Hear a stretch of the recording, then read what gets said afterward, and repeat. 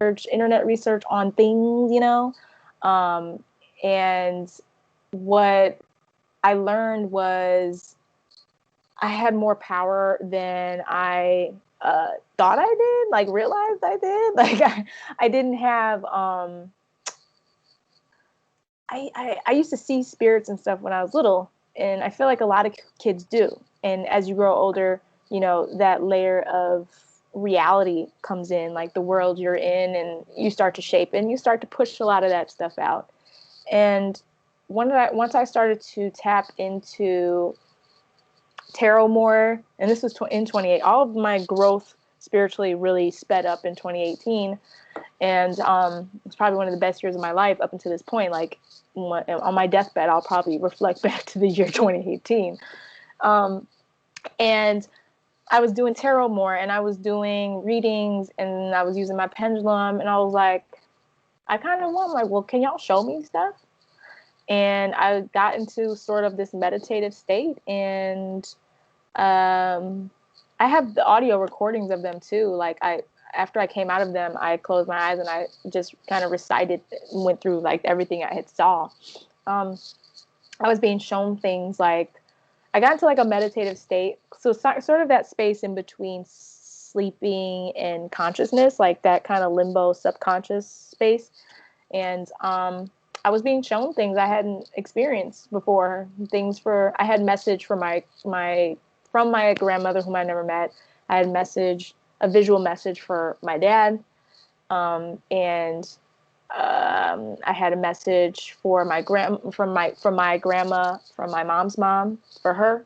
She showed me my grandma or my mom when she was little, like things I had never, like I saw like the older house, like before it was renovated and stuff. Like I seen the country of Alabama.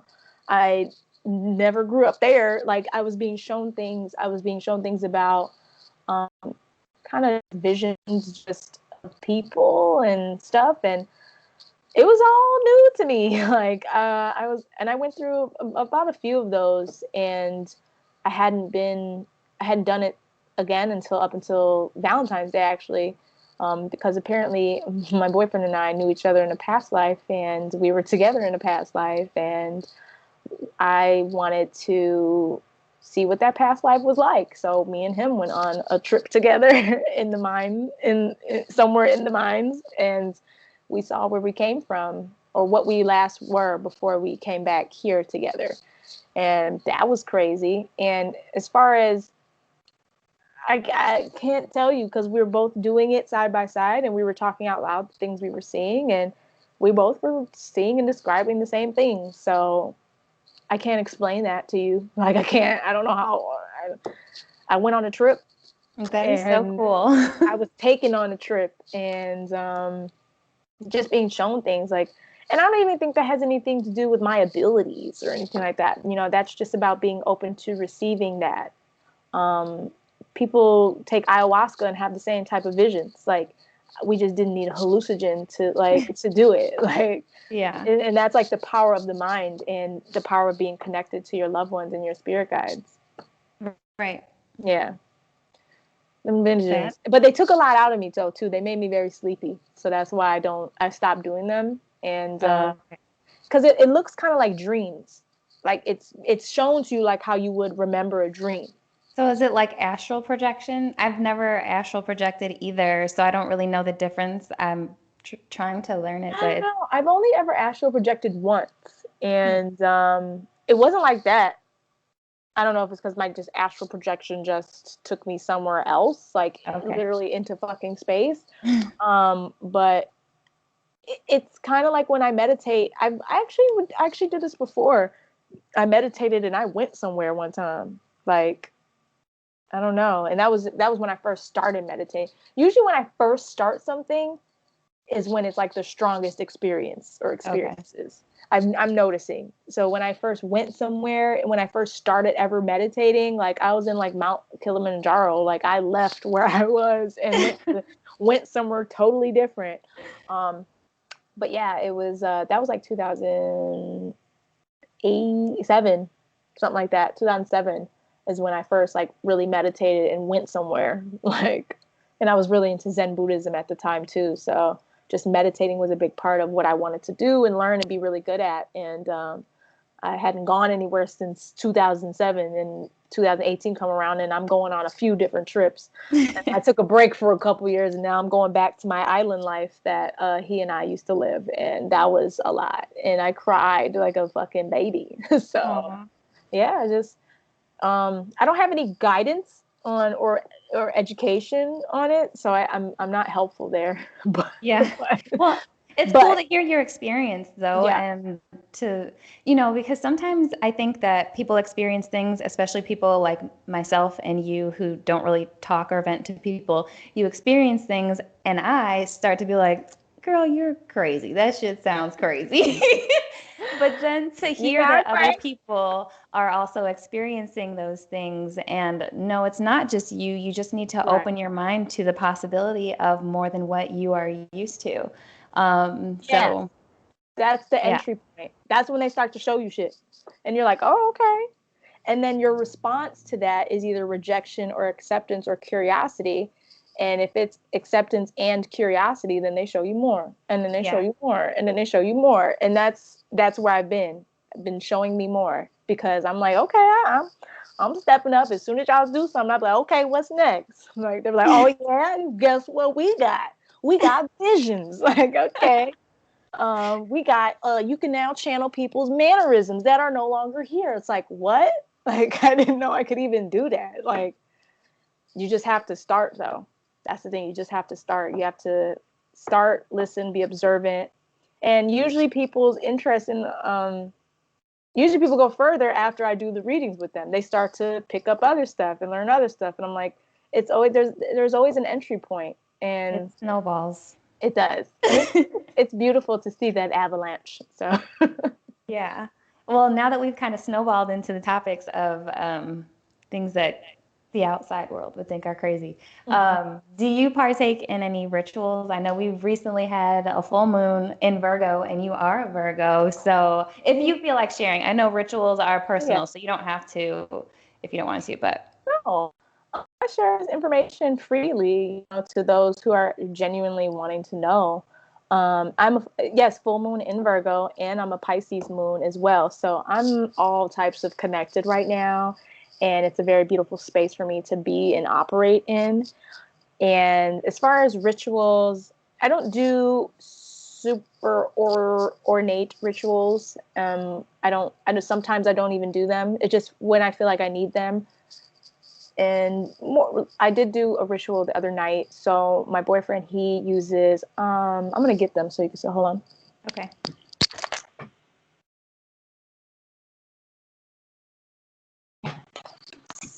Oh. So my boyfriend, he uses called a hell banknote. It's not really, it's, don't mind the name. People get thrown off by the name. It's basically ancestor money. So it looks like this. Oh, that's cool. And this is the backside. So it's paper, like a little sheet. And these are just like Asian ones. Like they have other ethnicities and other cultures. It's not just Asian, East Asian. And it's ancestor money. And I actually took this from my altar. So actually, since I put this money on my altar, I've been getting more money. So there's so that's my little trick for today is get some ancestor money, some spirit, some hell notes, and what we did. So I like to release stuff on the full moon. If I feel like I need to release something, and I felt like I need to release something. If I for new moons, if I feel like I want to set some new intentions and really kind of put something out there, then I'll do my part in that. I'll write stuff down. Really, for me, and I was doing releases before I like kind of sync them with the full moon. It was just things that I wanted to do. I would write them on paper, like goals and things like that. I would write them on paper, but I felt like that wasn't enough. And I found myself in 2019, burning them because I just, something hit me. I'm like, fire is transformative and fire is powerful. It doesn't just destroy, it creates, we're here from a spark of life, which was essentially a fire.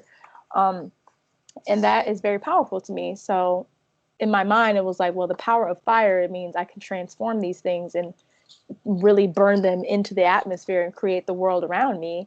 And sure enough, I started to do that, and my life started to change as well too. And the same concept with these hell notes is writing what you want. And usually with the hell notes, they're a little bit more money and business oriented or work oriented. So we burned some. I wrote on the back of 3 of them things that I want. I also give gratitude as well in my rituals as well. Give gratitude for all that I do have, being grateful and abundant with the abundance that I have, and because, well, without any of that, without gratitude, like, I'm going to be given nothing. I'm very grateful all the time. I was driving in the car the other day crying. Like, that's just the kind of person I am. Just like, look at my life. Like I said, everything is exactly what I wanted it to be, and I'm grateful. And I'm in tears now, trying to make sure the person in the next lane at the light does not see me. I was like this with my coat, like this.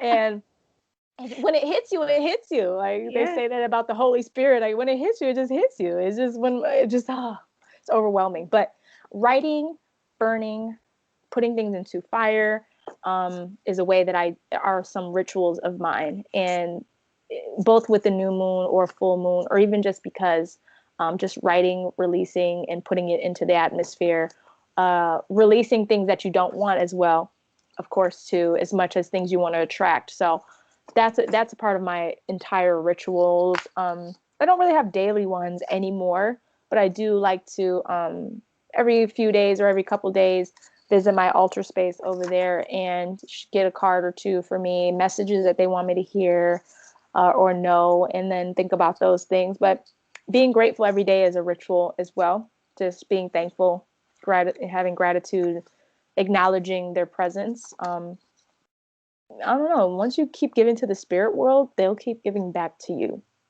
So that's my life hack. Thank you for coming to our TED Talk. Like, that's my life hack. Like, giving to the spirit world and recognizing, honoring them, and acknowledging them, and making sure they know that they're there. They will give to you in the best ways. And it's not just monetary. They'll just give you a fuller life. That's all I've ever wanted, was a fuller life. And the moment I started acknowledging them and bringing them into my life, the better my life has become. Right. Amen to that. I agree on every level with everything you just said. I think it's really cool that you get to like travel and stuff with your boyfriend, and you found out that you guys knew each other in past lives. I don't think that everybody has that experience. So I hope you realize how lucky you are, because I do. I was crying the other day. That's one thing I was crying about. Just always crying. It's really beautiful to see, and you guys look good together. So it was meant to be. Everyone says now more than ever, people are saying we look alike, and I was like, huh. Yes, because we are twin flames. We are meant to attract. Mirror. We are. That was one of the first things I thought of when I saw him. Within the first couple months of dating him, I was like, we have a lot of similarities, and it's very uncomfortable. And then I remember like one of the first pictures I posted of us, like my friends and my cousins, everyone was like, y'all look like twins. I was like, everybody says that. And I was like, oh my God, we do kind of like, we have the same face shape, and the nose and the chin and the smile and the eye. Like, it's so weird. It was so weird. But yes, I'm very grateful for that relationship. I'm grateful for him as a person, just the love that I have and the love that we share. And then the experiences that we have together and that we go on, the journeys we go on physically, spiritually, like we're in the same page and we're in the same book. So I haven't had that before ever in my life. And I feel like he can hear me. So let me stop talking. I'll send him the podcast so he can listen to you talk about. Yes. He would love it. No, but that's great.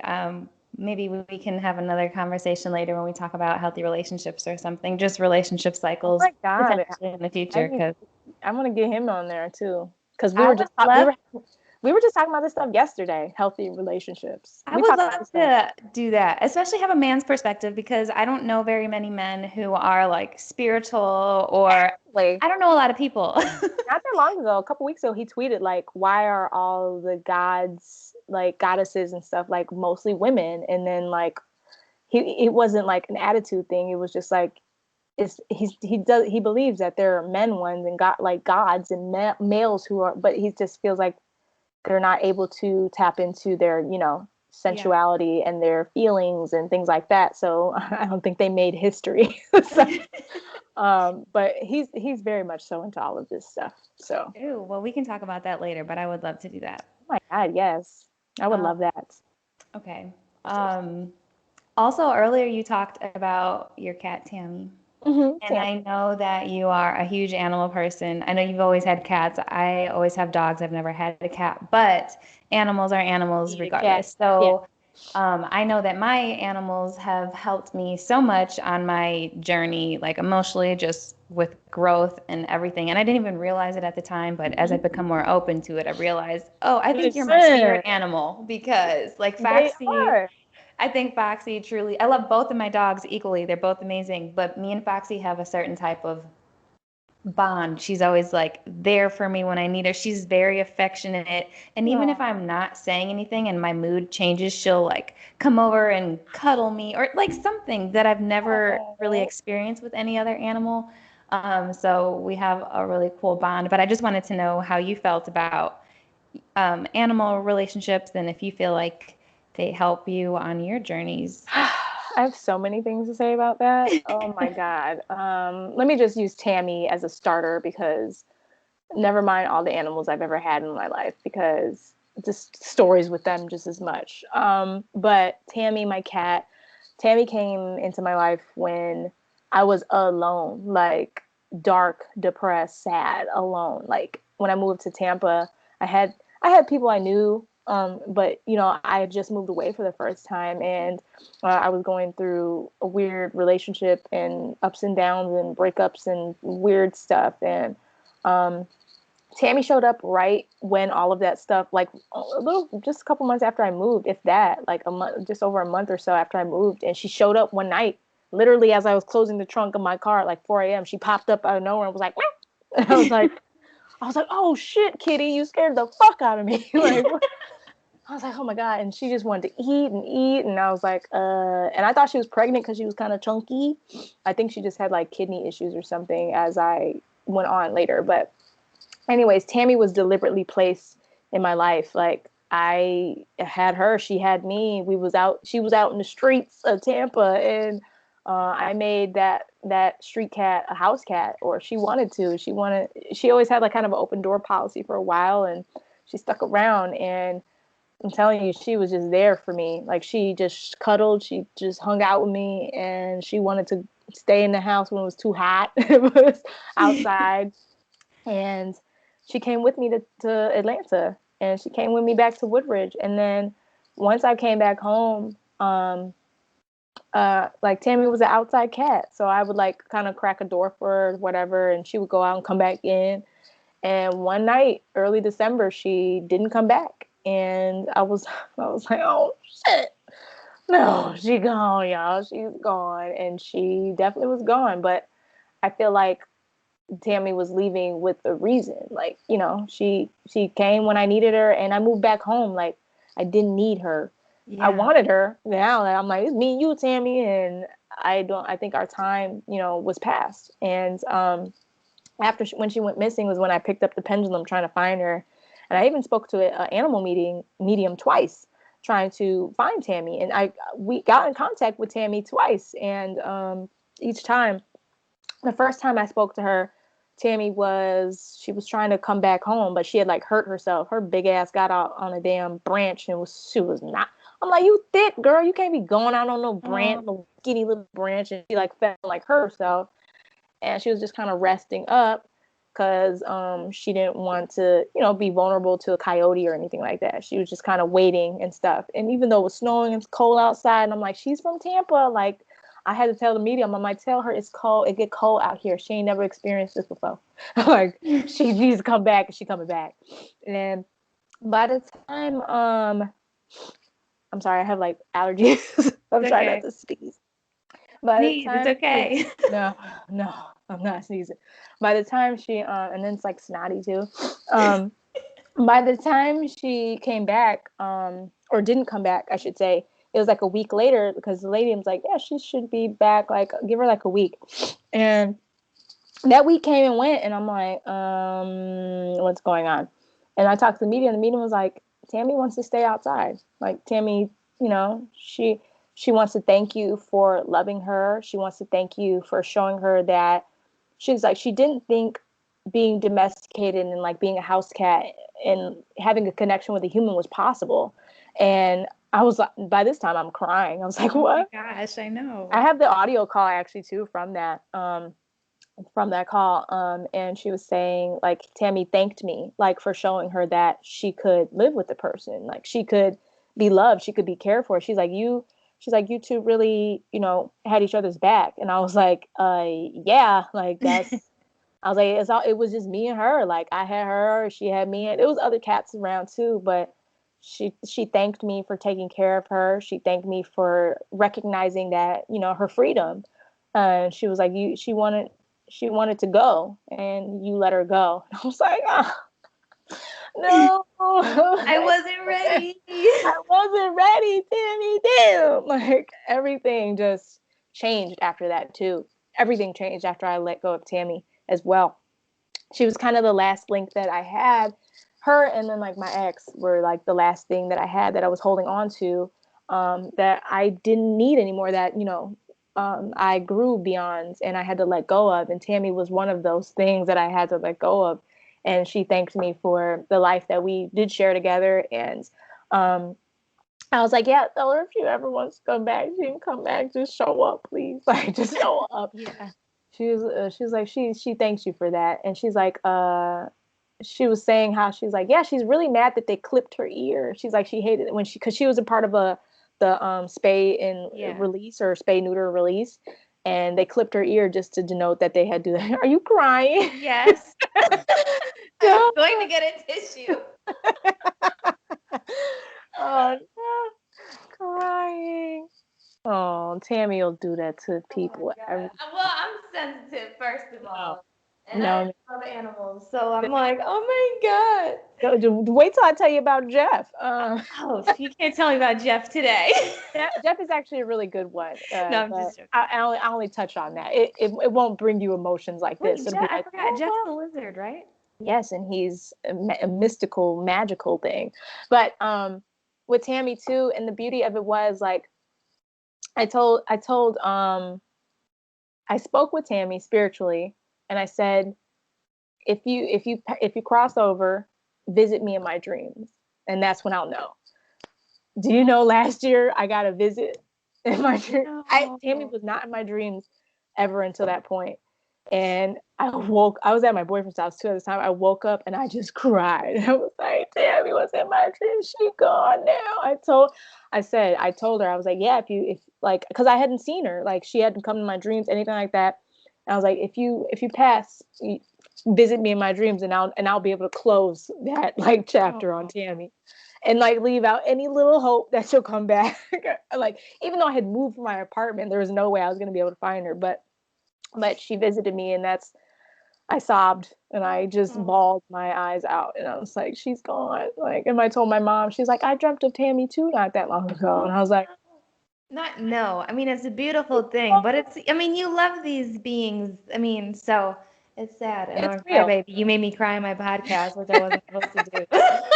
Let it out. It's a post full moon. Yes, let it out. Oh my goodness. But yeah, just Tammy is just, she was a light and a force and just full of spunk and fun, and everyone loved her. People didn't even get to meet her. I only had my mom met her, my brother met her, my dad met her. Like a couple people that I lived with or had like friends with in Atlanta met her, and like, but like when it comes to her coming home, like people didn't really meet her, but my friend, like one friend, Jasmine, and Tammy just had such a little impact on everybody because I put her on social media all the time, and everybody loves her. And oh my God. And when they found out she was missing, everybody was upset. And I was like, y'all upset? I was one of those people. I remember your snaps with Tammy. I'm like, y'all had the cutest little bond. It reminded me of Foxy and me. And so when she went missing, I was heartbroken for you. And obviously, I'm still heartbroken. Yes. But that was hard. It's a beautiful story, though, for you to like explain. You told her, let me know, come visit me when you pass. And it's like she left once you came back home. You wanted her, but you didn't need her. You had your support system. You came back home to where you needed to be. And so it's like, it's just, we had to part. It was so sad. And there's no cat like Tammy. Like, there's no cat like Tammy I've ever met. And there's no one cat that's really ever like any other. There's no other animals like, you know, but she was unique. And as far as Jeff is concerned, Jeff was the link to our past life. Like, I got the past life card in my Osho deck before I learned about me and him. And there's a lizard in the middle of it, like for the past life card. And I think once we got Jeff, I was able, and I actually held Jeff myself. Not until I held Jeff myself. He actually licked me for the first time yesterday. I held Jeff for the first time myself. And after that was when I got to speak to my friend's cousin, and I started to think about past life stuff. And I started to wonder more aggressively if me and him had known each other. And I think Jeff was like the link to the past life. So that was just what I want to say about Jeff. That's really Jeff. Cool. I'm sorry, Jeff is our bearded dragon. I should mention that. People don't know that. You post him on social media. We can give social media at the end so everybody can follow you. But I forgot what I was going to say. About Jeff? No, but I think it was about just the cycle of life. Like, I didn't really plan on talking about this today, but it came up. You kind of gracefully accepted the cycle of life between you and Tammy, and then you transpired it. I'm sorry, hold on. I kind of blow my nose. Let it out. Geez, allergies as well, mixed with crying. Yeah, I think mine is really bad allergies. But no, it's about the cycle of life and how you embrace that. And it took me a really long time and a lot of pain and suffering to learn that you have to embrace the cycle of life. You can't just hold on to things because you want them. And the longer you hold on to things that you don't want, I mean, the more detrimental it becomes to you, and the more the universe makes it uncomfortable for you, until you're like, well, shit, something's got to change. I got to deal with this. Something's got to happen. So I just think it's cool how you brought that up. Man, that cycle, and I seemingly gracefully accepted it. I think, and I have been questioning this a lot lately too, like just when people pass, people and animals, of course, all loved ones, like, I'm becoming better at accepting the physical death because of my relationship with spirit. Because there's no end and beginning. There's just different phases and periods and, forms. There's no end. Like, just because people pass does not mean they're gone. They're not ever gone. Like, that's the thing. Like, hello, no, nothing is ever gone. I don't care about what an atheist got to say about dying. I don't care. Like, that's not true. It's simply not true. Like, it's simply not true. Like, you cannot believe in a God all you want. That's no harm, no foul on me. But what you're not going to do is tell me that when people die, that's it. Like, that's it for your physical body. That's it. Like, it go black for that body. But that body has nothing to do. It's just like having a never ending battery. Like, a battery just constantly gets moved around. If you have a rechargeable battery, you can just set that bitch up to recharge again and put it in something else. Like, there's no end and beginning. There's everything blended together. And I think more recently I've been kind of realizing, like, a part of one of our many meanings of life and existing is returning to your origin. And it's not by death. It's by here and by spirit and emotion. Like, you're learning that there is no end and beginning. It's all just woven together. There's just layers and layers and layers of existing. Like our spirit guides are with us just as much as string theory exists, and being able to kind of tap into other planes and stuff like that. Like that, there's no end and beginning. There, everything that is like it just, things just keep getting re-rocked and moved around. Yeah. And a part of your journey while you're here is to return to that origin. If you're not going to return to it, through your journey, you're going to return to it by death. so Yeah. so if you don't figure it out in this lifetime, you'll eventually return to it again. And that's why I really love that movie Soul. That, I don't know if you watch Soul I on Disney haven't Plus. seen that yet. I need to watch it. I heard it was Man, good. that's exactly how I envisioned life. Like, and for someone else to make a movie about my vision, it's clearly not my vision. Like, there's a truth to it. Yeah. And when I find things that I believe to be true and I get validated by, when it comes to spirituality, of course, like not things like anti-vaxxers or whatever, but that's another story. But when it comes to these spiritual truths and metaphysical truths, and when I see other people saying and feeling the same things, that's when I know I'm not wrong. Like, you've intuited your way to this answer. You found this, on your journey. Right. You found it through a different experience. I found it through this experience. But either way, there's the absolute truth that we both, have come to. And so that's why when I was talking to my friend's cousin, the medium, she was telling me things. I was like, yo, these are exactly things that I was believing. Like, I know, I was like, this is why I wanted to talk to you. I was like, because I just want someone who knows, who's more experienced than me as in this human life, Right. who sees and feels and thinks as I do. Because as far as these topics are concerned, because I want to make sure that I'm right in those beliefs and feeling, and I like that other people are on that same thing too, and I want to share with those types of people. I want, because it's another way of existing and connecting. Like I said in the beginning, I'm just trying to find connections. I'm just trying to connect with people. I'm trying to connect the dots. I'm trying to make sense of this life.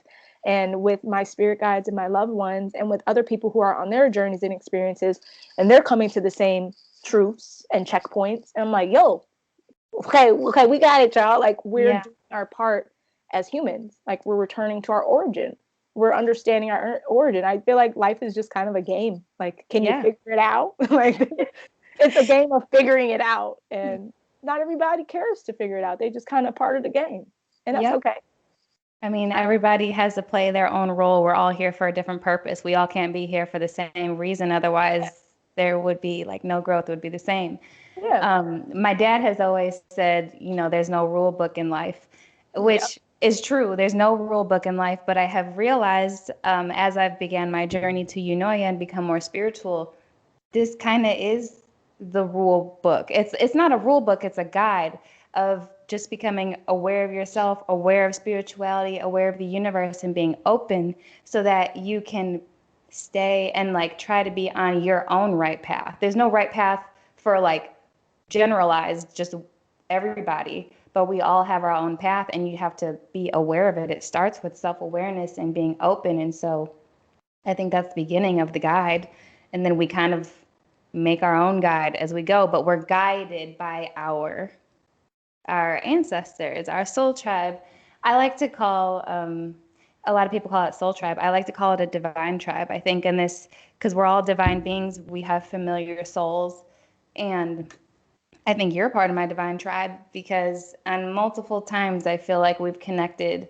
And when I moved back to Bolingbrook, I'm originally from Bolingbrook, and then I moved away. When I came back, I knew who you were my senior year, but we didn't know each other. And I remember seeing you walk out of Target with your mom. For some reason, something about you was always like, there's something about her. Like, I didn't know it then, but it was like your aura or it was your energy. But obviously it's because we are connected on a soul level at some point because we keep coming back. I mean, and we have a soul relationship, business relationship. Now you're my friend. And so I just think it's awesome. That's kind of how life works. Trying to find more members of my divine tribe, but you know. And sometimes you don't even see people coming too. Like, they just kind of show up. Like my good friend Christina. Like, Christina, I met her through a friend of a friend who I've known for a long time. And me and her connect on so many levels. And like, I couldn't figure out. I'm like, did you go to I just asked her today, I'm like, where the hell did you go to high school at? I'm like, I'm just trying to figure out where the fuck you came from. She's like, I went to Naperville. I was like, oh, that's why I didn't know you. I'm just trying to figure out how you know all these people I know. Like, I'm not trying to figure it out, but like none of that obviously even matters. But I was just like, you just kind of got transplanted into my life, and we're both better for it. And just following those paths of like, you never know who you're going to meet. Like, you never know the connection that you have with somebody, or the special learning you'll get from just engaging with this person. I learn from people all the time, and I'm not afraid to admit that. If anything, I scream that. Like, all of my exchanges, even at the damn store, at the restaurant, when people try to start random little conversation with you, like, there's something I can take away from this. Like, I find people interesting because everyone has a different experience of what their life is like. That's why I tell you all the time, that's why I watch reality TV shows, because they do stuff that I don't do. And Yeah. I'm always like, what? People are like this? Wow, So let me tune in. intriguing. It is intriguing, like from people fighting in public to just the orchestrated sassiness. I'm just like, this is real for some people. This is crazy. I was like, let me watch this, because there are clearly people like this that exist. I would do myself a disservice if I didn't pay attention to this type of person. Yeah. I'm not going to ignore that they exist. I'm going to accept that they exist, even if I don't like some of the things that they do. But this is a reality for someone, and I need to honor that, even if it's reality TV that's kind of fake. Like, Yeah. It's but somebody's reality. yeah, you just don't know. I learn about so much. I learn what other people are worried about. Yeah. Like, I scroll Twitter just to see what other people are worried about. Like, oh Yeah. my God, you waste your time thinking about this? Huh. Okay. Like, everything's, or like, wow, I didn't know this type of thing existed. What's this? Like, Yeah. everything. I'm just constantly like receiving, and like I said, trying to make those connections all the time, and just constantly bring things together. And it also helps my job too, just to learn a Yeah. lot about a lot of stuff and a lot of people, and bring it all together.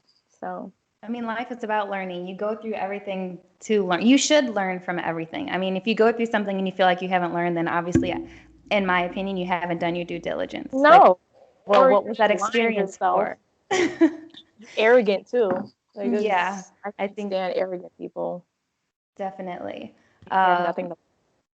We could talk forever, but I I wanted to talk told you. about about one more thing before we go that we Okay. both truly love, and that is music. Mhm. And maybe people don't know this about you, but you are a true music connoisseur, hip hop head, music lover. I am, You even unfortunately. have a tattoo of a donut for Jay Oh, Dilla. yes, I do. You see my donut? Is Yes, it invisible? Yes, yes, I do. it's visible. It's cute. I wanted to ask you, who are three, you don't have to give me three, maybe one, two, whatever.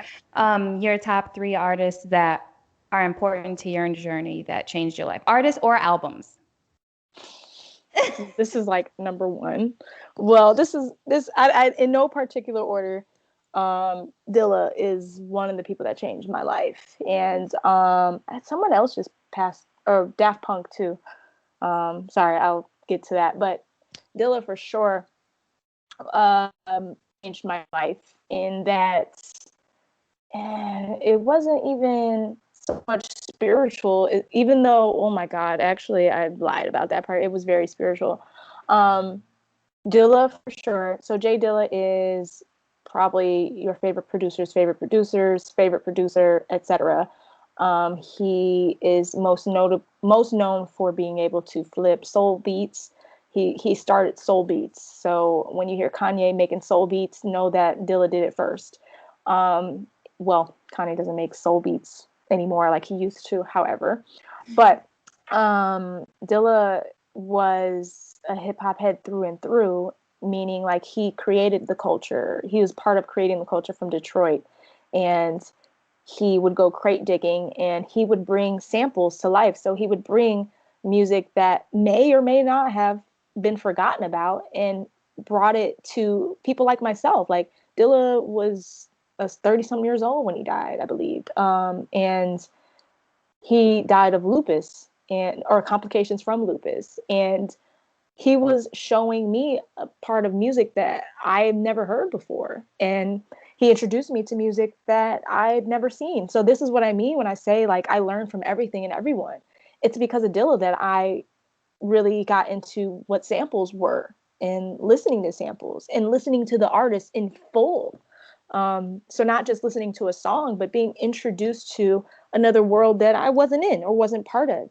And he was the connector between the past and the present. And I only actually started listening to him when he passed away. And his last album came out around the time of his death. And after it came out, then he passed away, which all was in February of 2006. And his last album was called Donuts, hence the donut. And Donuts changed my life. Donuts changed a lot of people's life. And the album is essentially a goodbye. And the album is a loop. Like this first song you hear, the last song you hear literally is the beginning of the first song you hear. It's a loop. It's a donut because that's what life is. He calls time, there's a song called Time, the donut of the heart. Time is just constantly looping. And like, that's why I was like, okay, it was spiritual. So I was like, it wasn't spiritual. It very much so was. Once you listen to Donuts, he has songs for his daughter. He has songs about the world, his like viewpoints, and it's all done through beats and sample selection. He didn't even rap on the album. Like he was a rapper too. That's the part that people don't realize. He was a phenomenal rapper.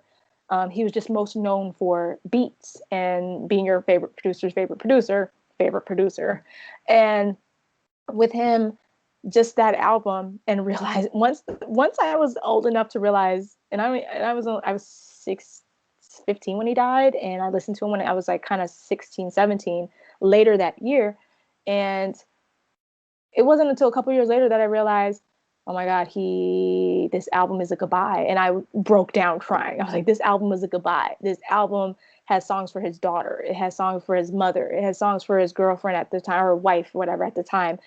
He had songs for everything about how he felt about the world. And it was all done through beat selection. He used his talents and his gifts to say goodbye, but also release one of the most phenomenal works that you've ever heard. And I think that impact alone, just that album alone, was like, this man is a gift. And then when you hear all the stories about him as a person, him as a producer, it's like there was no person like this. Like the love people had for him, like, oh my God, I hope people have this love for me someday. Like it's beautiful. And with him, like it was bigger than hip hop for me. So Jay Dilla, James DeWitt Yancey is one of the most prolific beings I've ever had the opportunity to experience. And I was so close to designing a website for him, like, well, in his honor anyway. And it fell through. I was so upset. But that's beside the point.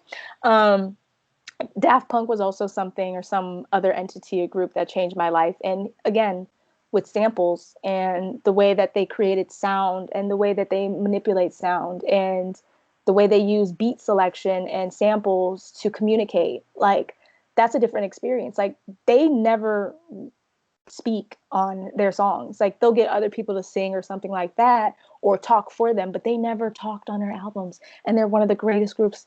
It's like how you use your skill and talent. Like, oh my God, like it's everything. So it's like, and it motivates and inspires me how I move in, how I do my work and use my talent to affect other people is, that's everything you have almost. That's your legacy. That's what you want to leave behind. Yeah. And as far as legacy and what you want to leave behind, I cannot go without saying someone that makes me cry just as a person. And I don't even think people realize, but this is my third one. Missy Elliott. Missy Elliott is, oh my God, I get emotional every time I talk about her. I didn't cry for any of this, but I'm gonna cry for Missy Elliott. Like, okay. Like she's not okay, you made me cry. You better cry now. I'm not gonna cry. I'm gonna suck it up. Anyways, Missy Elliott is one of the most influential artists of my lifetime. Tell me how she's not. Like tell me how she's not. Like she was just tweeting before I got on here today about how her hairstyle, she was still doing all these hairstyles that they doing now. And I'm like, bitch, of course you were, because you that girl. I love you. I love Missy Elliott. I cried during like the MTV Vanguard Award thing. I cried real tears. Like she didn't do nothing but perform, but it was an amazing performance. I'm like, people don't be thinking like her. Like she is, I love watching her on Twitter now because she releases so much history of like kind of behind the scenes or things that were going on around the time, or her little, 2 cents about kind of random facts. And the theme I constantly see with her is that she was just ahead of her time, and she still is ahead of her time. And she's someone who just constantly pushes boundaries and creativity and is unapologetically herself. And I'm sure she has her own trials and tribulations that she goes through in her own personal life, but she's just still always an immaculate person, still clearly exudes love and is love, and she puts her God first, and which is everyone's God in my opinion. And I think her connection, like she's tapped into something, that we are not. The inspiration she has, the influence she has, and just her ability to impact people is just amazing to me. And she just seems like a good person all the while. Like that is what I love. And beyond the music, it's just her as a person too, just exudes fun, creativity, just trying new things and pushing boundaries. And I live for that. Like I'm live for. So with her first album, Super Duper Fly, is actually one of my favorite albums because she was doing things on that album that people weren't doing. She was rapping as a woman. She was rapping and singing, she was writing people's hooks. She was producing with Timbaland at the same time. Like she co-produced a lot of stuff. She wrote her own shit. Like she was writing other people's shit, like for Beyonce, Aaliyah, everybody. And that's not to say that they're not good artists, because like you're a fabulous artist for working. You goddamn smart. Like you better. She's just phenomenal, and her pen is unmatched. Her lyricism is unmatched. Her creativity is unmatched. Like I stand. Like, what more do I have to say about Missy Elliott? I can go on about Missy Elliott. I want to meet her one day. Yes. I wanted to ask you that because we both, I think you're definitely way more into music than I am, but I also love music, and has been an important part of my journey. And so the year that I hit rock bottom, basically the same month I hit rock bottom and realized, I was like, you need to change your life. SZA came out with the Control album, and it was like God sent. I needed every single thing, and it made me realize that although control is interesting, because I was trying to control so much, but I needed to relinquish control so that I could actually gain control. The irony of the album. Yeah, and then like Normal Girl, I've never felt normal. I still don't feel normal, but I don't try to feel normal. I now just want to feel like me. And Missy Elliott for me. And the thing is, Missy Elliott is a Cancer. SZA is a Scorpio. I'm Scorpio rising and a Pisces moon. So I'm not always connected with water signs, but they are some of the most. They're some of the best artists. Them and air signs. So Libras make amazing music, and Dilla is an Aquarius as well too. So just to add, add. My other favorite artist who really helped transform my life, he's actually an Aquarius. He's an independent artist, so I don't know if you've heard of him, but if you watch my story, I'm sure you've seen him a billion times. His name's Euroz, and he raps. He's very creative. I think he's a really great lyricist, and his album, some of his songs, he has a song called Drea and a song One of One, which kind of helped me rebuild my confidence when I was rock bottom, didn't really feel good about myself. He raps a lot about his spiritual things, and then he's also very open about just his journey and how he's changed. And I don't know, I just like a lot about how he moves as an artist, and his words I feel like are very powerful. His lyrics, just like Nipsey, I think that Nipsey is one of my top artists. So I guess I'm giving my three as well. The SZA Control album, and then Euros, pretty much his whole collection, and Nipsey's whole collection. I listen to them every day. I feel like. I just tweeted about it last night, but on Hulu there's that docuseries, Hip Hop Uncovered. Hip Hop Uncovered. I added it to my list, but I didn't watch it yet. Did you start to watch it?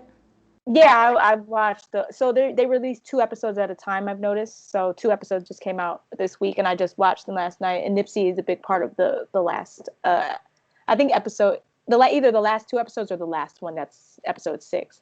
I don't know how many episodes they're doing, but he was a big part of his kind of rise in what was going on. Because that documentary is all about more so the streets and not just drugs, but like how street culture influences hip hop, and like you can't really have one without the other, and all the things that go in behind the scenes, and who's playing, who's making things happen behind the scenes. So I think I say all that to say you'll appreciate that documentary, and then especially the kind of the rise of Nipsey as well. Yeah. Because in that documentary, someone said, like, I can't remember who it was, but I think it was Ice-T. He said, like, Nipsey hadn't went national yet when he passed and was murdered. No. And he didn't, because I knew him, but I didn't listen to him. I knew people who listened to him, and I'm like, I listened to him. I was like, not to say he's not for me, but just not my sound. Like, it wasn't my sound. It doesn't mean I don't respect a person. It just wasn't my sound. And and then when he passed, I was like, why is everyone so heartbroken? And then you figure out who someone is, and I was like, oh wow, I can see why. And his sound still isn't my sound, but I still understand the impact, and I still understand, the art for him and that moment for everyone. And damn, me and Mike became a couple that same night he died. Like, it was actually full circle for me, because everyone on the documentary was like, I remember where I was. They were saying where there was. I was like, I remember where I was. Yeah. I actually was the one that told him. I'm constantly telling him someone dies, and I want to be not the one to not do that. I'm always like, so-and-so died. I'm like, oh God, I got to stop being the deliverance of death. I don't want to be that. But everyone was saying, like, where they were, and I was like, I didn't understand. Like, he cried, and I was like, I cried.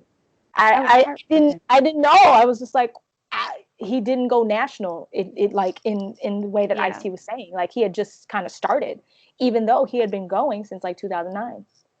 And I was like, oh wow. So that's documented in there. I think you'll really like that. I'll watch it. Thank you for letting me know. But yeah, it's just powerful music, powerful lyrics. They made me.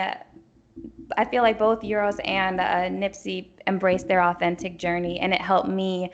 It helped reinforce and validate that I needed to embrace my authentic self and not try to, X out the ugly parts or try to be perfect or whatever. Just have your journey, embrace it. It is what it is. The people who like you and are meant to be in your life are going to be there, and the ones who aren't meant for you. You notice how you did 3 artists? Oh, damn near the like 90-something% of the artists we just named are all hip hop. Yeah, and I think also too with that documentary, like, the one thing that I'm being reinforced is that, and honestly, Mos Def is actually one of the people that has said this, and he even says it in a song, and over 15 years ago, 20 years ago, he said, if you want to see where the world is going, you have to see where hip hop is going, because we are the needle of, we're the heartbeat of the world, like, in a way, as far as how people are doing. If we smoked out, hip hop gonna be smoked out. If we're getting money and being entrepreneurs, it's gonna be in the music. Like, music or hip hop specifically. That's why pop music is so hard for me to grapple with, because it's not a real measure of society. It can be a measure of happy emotions or sad ones, but it's not a measure of what's going on in the world. And hip hop is just so prolific and strong in that it reflects what we're doing in the streets. It reflects what we're doing, where our head is at, where we're thinking, how we're building. If people just want to have fun, twerk all the time, cool. Oh, now it's 444. Okay. And if, people want to do well, like, there's so many of those pockets too that exist at one time. And someone like Nipsey as well, and someone like J Dilla, who, he was still rapping about bullshit too, but he was still making music that was from the soul and that spoke to a soul. And I feel like that's soul music to me. Hip hop is soul music, or has the capacity to be so. Well, before we go, we can't forget that your boyfriend is also a big part of the Chicago hip hop scene. So you could go ahead and shout him out a little bit if you need to. And my boyfriend, the man of my dreams and visions, is Sir Michael Rocks of the Cool Kids, and he is probably next door. I know he's kind of good at blocking me out, so he probably doesn't hear me at all. But he is actually, that's why I was mad the other day. I don't have the book accessible, but there was this DJ Semtex, and he has this hip hop that raised me or something like that book that I have just on the other side of this desk. But and he knows DJ Semtex, but no mention of the cool kids in that book. And I was like, and I wrote about it, and me and that DJ had a long talk about it too, like on Instagram. I'm like, yeah. He's like, well, this was about my story. I'm like, okay, white man, like you, I was like, this is why you can't be leaving our story to be told by white people, because you're going to leave out important things like Chief Keef. Chief Keef created a whole movement. Even if you didn't like it, he did. Yeah. And now it's in the UK. Now it's in West Africa. Now it's in New York. Like, that's power. Like, that is the power. Our hometown, our home city. Yes, like Chicago is slept on. And that's how I feel about Detroit as well too. Like, I kind of lump us all together. Like, don't forget about us. Like, we are the place not to be forgotten about. My boyfriend and his boy Chuck English, they, with the cool kids, they created a new culture that wasn't just about guns and shooting. It was about having a good time, but also about the quality of music and bringing you an era of music and giving and reinforcing a new style, both in sound and in clothes. Like, they have the shit they was doing then, niggas are wearing now. Yeah. Like, the shit they Vans, everything. Yeah. Skinny jeans, all that. Everything that was clowned about, like, it took over. Like, they were trendsetters. And even Macklemore stole from them. So they used to go thrifting.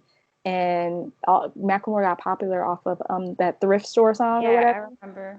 Yeah. He stole that from them. like they're constantly stolen from or not attributed credit to. And it doesn't help that Macklemore is a white artist, and Macklemore doesn't even know why he won that best album that year over Kendrick Lamar either. So problematic and just issues. But just being and the reason why people like myself love the cool kid so much, I didn't know him then, but he was from the suburbs like me, and he was still Black like me, and he was still having fun and hanging out at the same type of parties that I was going to. It was my story. Like, it was my experience. And I think that's another way just to connect with people is through experience, like shared experience. So the music we listen to is a shared experience. Like, you're sharing your experience with someone. So that's why it's always important for me to tell you to keep doing this stuff, is because this is your experience, and someone is going to receive something. It might not be overnight, and it might be a slow build to get in front of all the right people, but that doesn't matter. Like, you just keep going at all costs, because there's somebody that feels you. Right. And I think as long as there's one person that feels you, even if it's just yourself, that's what you're doing it for. Yeah. And just keep going at all costs. But yeah, as far as the cool kids are concerned, they are cultural kings and hip hop kings, and they deserve their respect. So. And now he's your man, and you knew him in your past life, so that's on that. I know. Go figure. I ended up with an artist. I feel like people who knew me in high school, like, they're not surprised at me ending up with one of the cultural icon. So who happens to be an artist. So, which is really cool. Well, I appreciate you taking the time out to talk to us and be part of the show. It was really a pleasure. It was mine. I said it first. I said it first. No, it was mine. This is great. I love this. I'm excited. Like, feels real podcasty. Yeah. Why don't you let people know where they can find you and reach out to you before we go? Yes. Specifically on Instagram, my business Instagram is Musa Brand, MUSABRAND. And then my personal Instagram is Yes Adriana, YESSS. So there's 3 S's, and Adriana, ADRIANNA. And that's the same on Twitter as well, too.